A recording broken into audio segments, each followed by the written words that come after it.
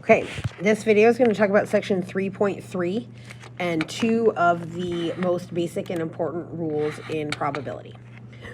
The first rule is the multiplication rule. So this is for when you have an and probability. So the probability of A and B, it's the probability of B times the probability of A given B. Remember, this is your given, your conditional probability. Or, if they're independent, you just multiply A times B. To undo, this multiplication comes from undoing the given probability. So it's like saying your given, your conditional, you just multiply the B over to get rid of the fraction. So really, it's like saying multiply times the probability of B, multiply times the probability of B, and now you're left with the probability of A and B. That's where this rule comes from, if you were wondering. Now, the addition rule I kind of talked about in 3.1, but this is your OR probability, A or B. So you add probability of A to probability of B, and you subtract any overlap, A and B. If they're mutually exclusive, there is no overlap, so if you have nothing to subtract. So these rules are very helpful because you're going to use them a lot to solve. So let's look at an example. Carlos plays college soccer. He makes a goal 65% of the time that he shoots. Carlos is going to attempt 2 goals in a row in the next game. A is the event that he is successful in the first attempt. So the probability of A is 0.65. B is the probability that he is successful in the second attempt. So that's probability is 0.65. He tends to shoot in streaks. So the probability he makes the goal, the second goal, given he makes the first goal, is 0.9.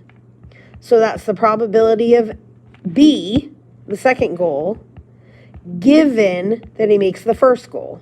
That's that given bar. That's 0.9.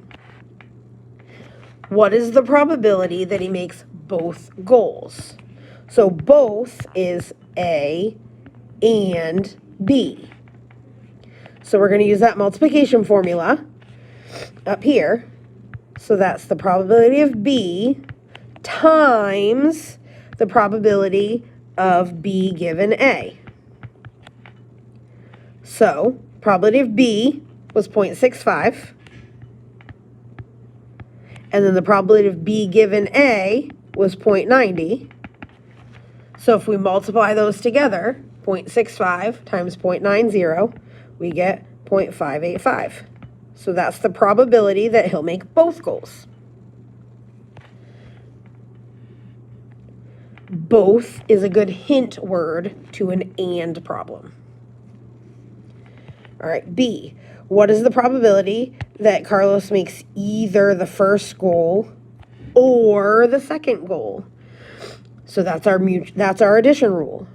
Probability A or B. So that's probability of A plus the probability of B minus the probability of A and B. So probability of A was in the problem, 0.65. Probability of B was in the problem, 0.65. And then we just found the probability of A and B right here as 0.585. So if we put that in the calculator, 0.65 plus 0.65 minus 0.585, we get 0.715. So that's the probability he makes one or the other. Okay. Are A and B independent? So now we're going to the section 3.2. Independent, we're comparing probability of B given A to the probability of B. So they tell us B given A was 0.9. They tell us probability of B is 0.65. Those numbers are different, so they are dependent. So no, he is not independent. They have to do with each other. Then, are A and B mutually exclusive?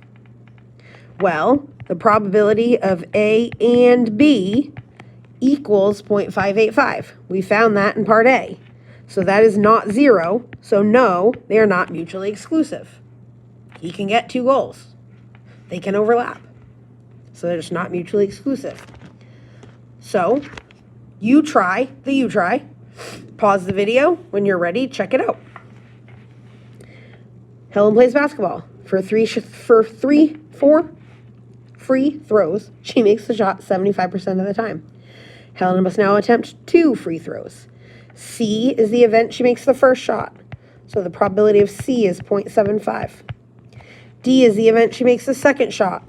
So the probability of the second shot is 0.75. The probability that Helen makes the second shot, given she makes the first shot, is 0.85. What is the probability she makes both? So C and D. So the formula for C and D is that you multiply the second one times the given. So probability of D was 0.75. The conditional probability was 0.85.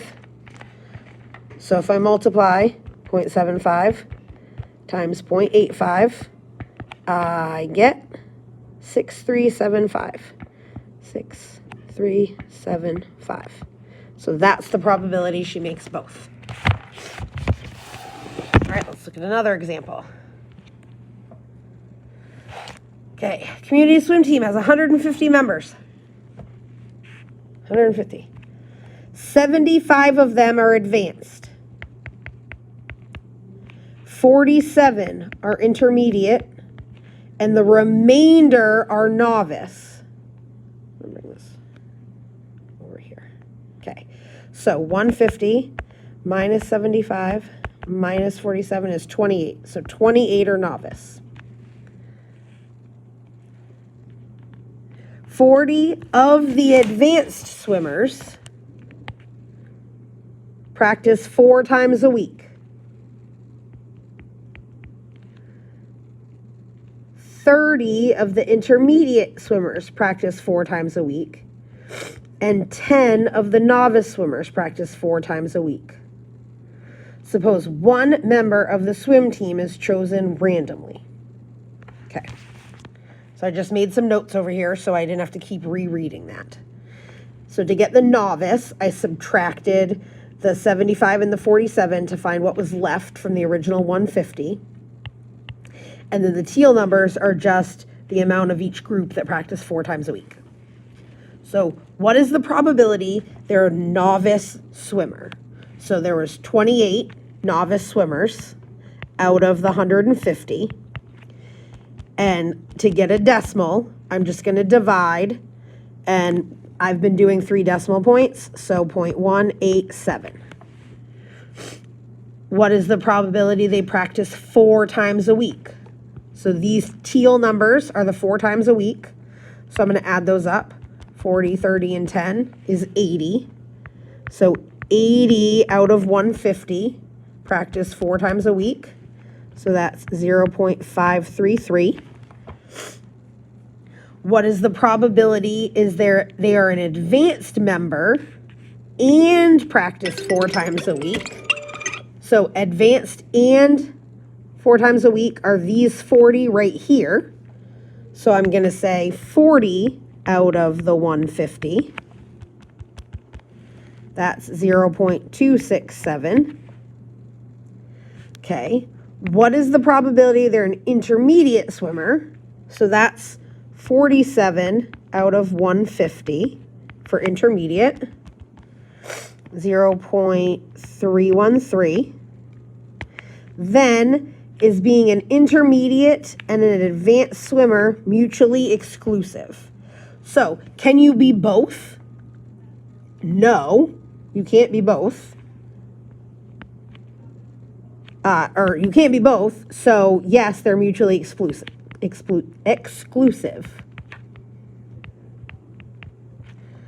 It's one or the other, so that automatically makes them mutually exclusive. okay, are being a novice swimmer and practicing 4 times a week independent? Why or why not? So let's see. Being novice and practicing 4 times a week. So let's do being novice. We said was 0.187. That was what we did in A.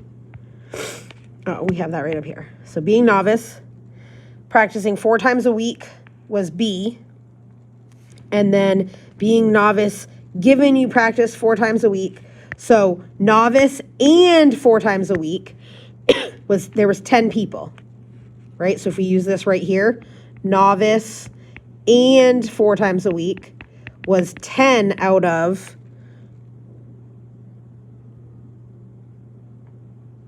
given 4 times a week. We can look right at, man, my brain. Being novice, given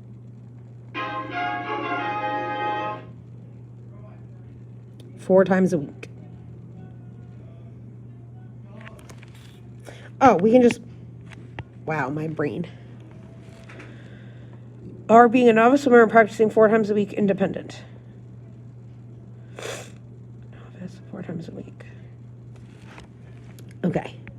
Being a novice, given they practice 4 times a week. All right. So on top is novice and 4 times a week. So there's 10 of those.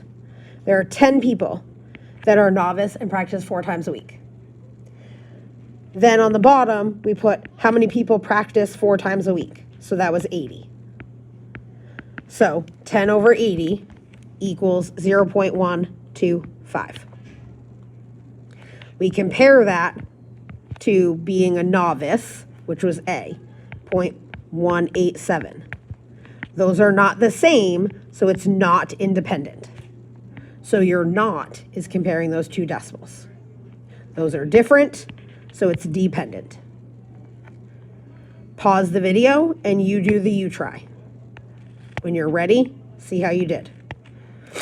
Okay, student goes to the library. Let B be the event that check out a book. D be the student checks out a DVD. If the probability of B is 0.4, the complement of B is not B. So probabilities always have to add up to 1. So not B would be 1 minus 0.4, which is 0.6. Probability of D and B. So according to the formula at the beginning, you would do probability of B times probability of D given B. Well, the probability of B was 0.4. Probability of D given B was 0.5. So 0.4 times 0.5 is 0.2. B given D, on top, you would do D and B, which we just said was 0.2. And on the bottom, you would do D, which they told us was 0.3. And 0.2 divided by 0.3 would be 0.7. So that is 3-3. Let me know if you have any questions.